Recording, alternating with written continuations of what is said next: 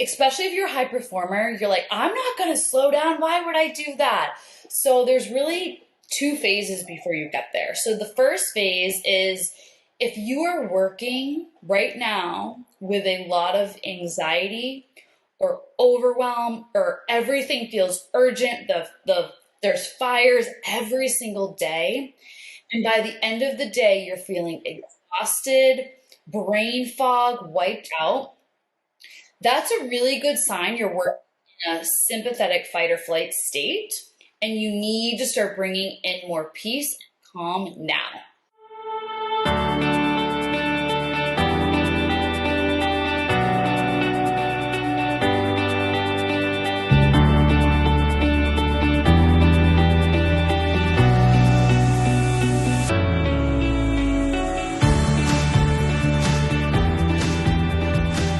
Hello and welcome to the show, Cara Barone. I'm so excited to have you here.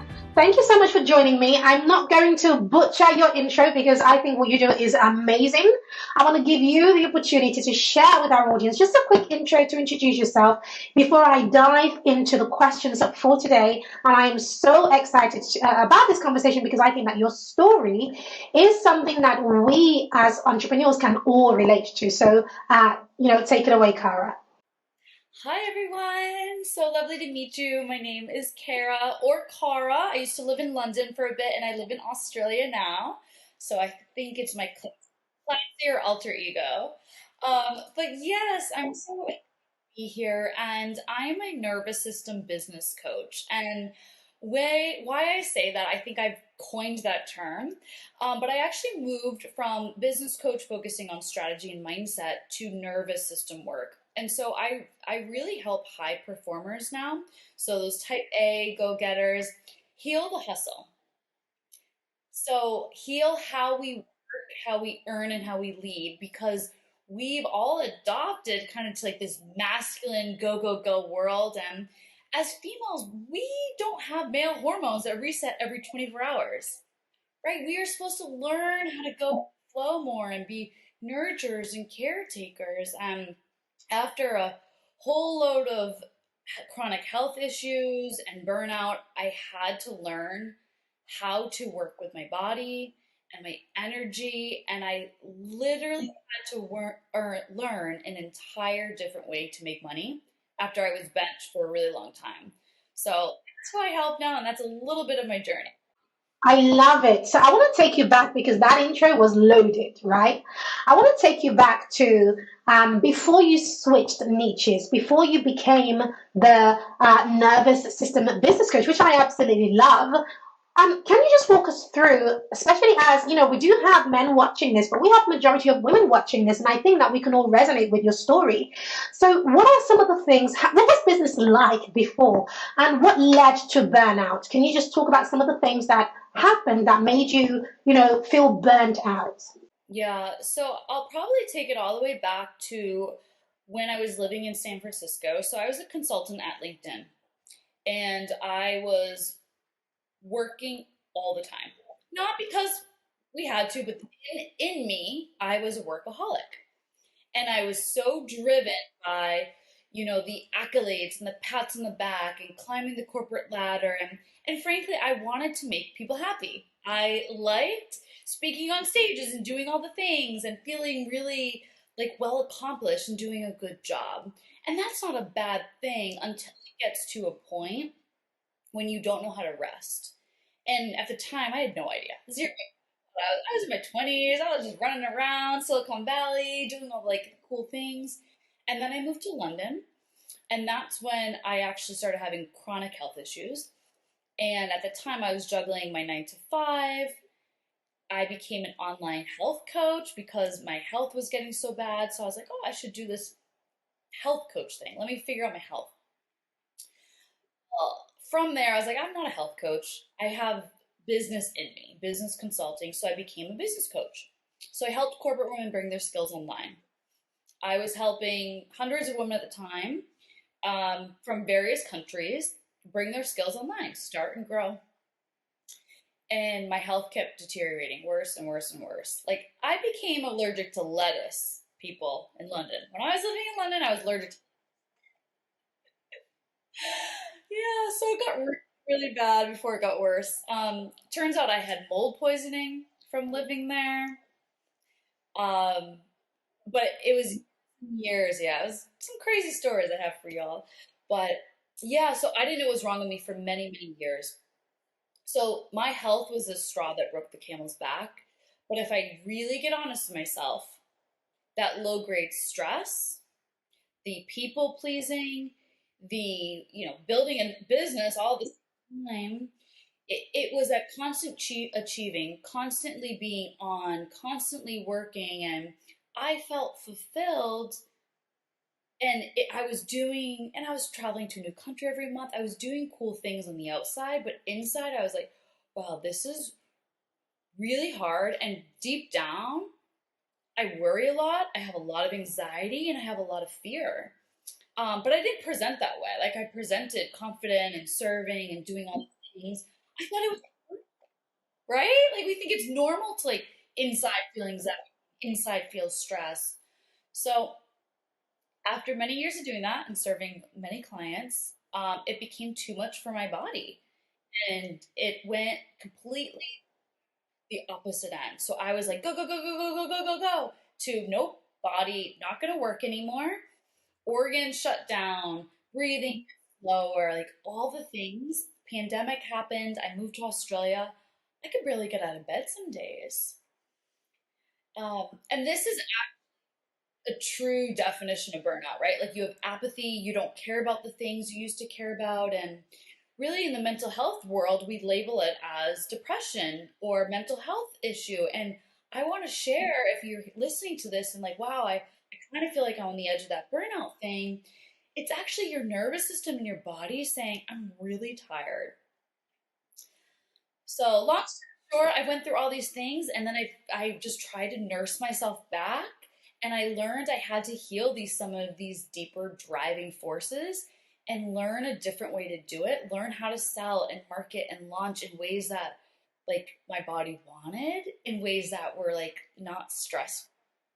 Yeah, so that's been the journey. Gosh, that is just listening to that. I can definitely resonate with so much of that.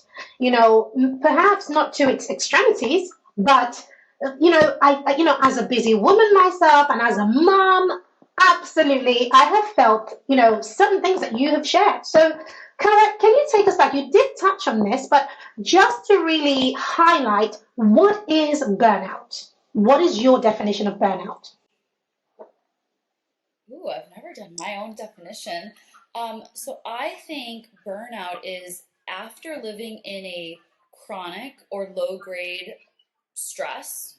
So Mhm. most of us are living usually, especially Western culture, right, in a low grade stress period for a long period of time when your body can't do it anymore and you start to go into a nervous system state of freeze where your body will actually feel stuck.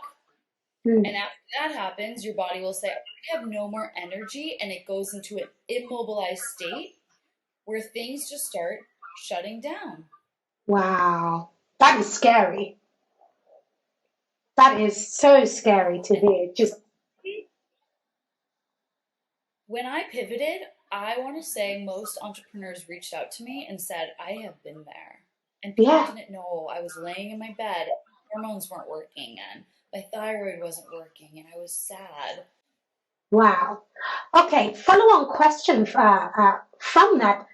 What are some signs that those watching and listening, what are some signs that we need to look out for before we hit zero, before we fall flat on the floor and things are shutting down? How do we mitigate this ahead of time? What are some things that you would say, maybe 3 to 5 things to look out for as signs, please? Yeah, excellent question. So especially if you're a high performer, you're like, I'm not gonna slow down. Why would I do that? So there's really two phases before you get there. So the first phase is if you are working right now with a lot of anxiety or overwhelm or everything feels urgent, there's fires every single day, and by the end of the day, you're feeling exhausted, brain fog, wiped out. That's a really good sign you're working a sympathetic fight or flight state, and you need to start bringing in more peace and calm now. Because, I mean, I worked here for like 25, almost 30 years. So people can do it for a long period of time, but know that that's your first sign that you're probably moving towards a burnout period. So just kind of watching towards the end of the day if you identify with some of those things that I'm saying. And then the next phase will be if you're feeling in that really kind of stuck energy. So procrastination, overthinking, ruminating thought, a lot of back and forth, back and forth, back and forth. Like you can feel that in your body, right? Like I should do that, but I can't. I should do that, but I can't. Those are really good signs that your nervous system is going through different states. And then if you have to take the whole weekend to recover and you're just so fatigued and exhausted, listen to your body. It's actually telling you something. Yeah. Is there anything that you can share in just a minute or so that we can, say somebody's watching this or listening and they want to do this right now? Perhaps they're in their car, and, they're feeling nervous and, and they want to, is there something that you can give, that you can share with us that we can use as a tool today? Yeah. So some of the tools that are absolutely best are tools you actually already have, but we usually don't monitor our own energy. So, for example, if you are feeling very energy, I have a lot of energy, oh my gosh, I have a lot of anxiety right now, if that's the state that you're in, it typically means you have too much energy and you want to get rid of it a bit. So, that could be maybe you do a dance party, maybe you do some jumping jacks, um, you do anything like I'm just like punching in the air. You do that to get rid of the energy before. So you come on with a little bit calmer. And I'm not saying be flat, be boring. I'm just saying get rid of the over, right? Because what it actually is, if I was to give you examples why that's happening, your system saying, oh, this is dangerous, like the tiger or the lion's right next to me. I need to move, I need to run. So that would be one example if you're on that side. Or if you're on the other extreme side, you're in that like, I don't want to do this. I don't want to get out of bed. Like you can tell the extreme, like, right? Like, oh my gosh, I have nothing left. That means your system's immobilized. You don't have much energy. So you want to add a little bit. So a really beautiful example of this might be just go outside and get the sun on your face. That can be something beautiful. Just to be like, okay, like a little bit.